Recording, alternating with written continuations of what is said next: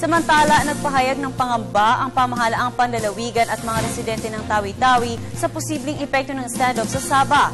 Ito ay ang posibleng pagkakaroon ng kakapusan sa supply ng pagkain at sa paghahanap buhay ng mga mamamayan. Ma-report si Julius Disamburon. Apektado na ang pamumuhay ng mga residente sa lalawigan ng Tawi-Tawi dahil sa lalong tumitinding tensyon sa isla ng Sabah.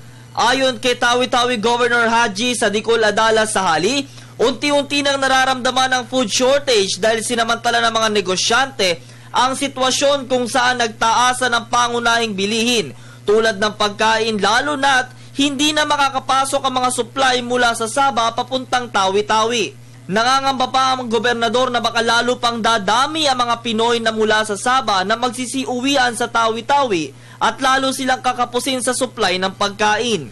Maliban sa Malaysian authorities, kabilang ang Philippine Navy sa pagpapatupad ng seguridad sa border ng Pilipinas at Malaysia upang hindi makatawid ang umano'y augmentation force ng Sultanate of at apektado maging ang mga sibilyan. Sa ngayon, napipilitan umano ang mga negosyante na umangkat ng supply ng pagkain sa Zamboanga City habang umiiral pa ang tensyon sa Sabah.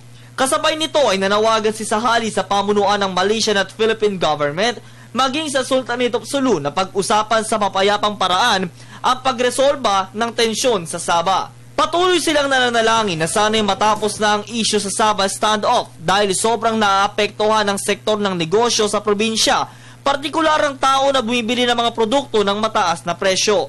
Sa ngayon, kinukupkop ng DSWD at local government units ang mga Filipino deportees mula sa Sabah at bilang sagot dito ay magpapadala sila ng karagdagang pagkain upang maiwasan ang maaaring food shortage sa lugar. Aminado ang mga ito na mahihirapan sila makapasok sa pinag-aagawang teritoryo dahil sa pinag-ibayo pa ang mahigpit na seguridad. Para sa Telebisyon ng Bayan, Julius Disamburon.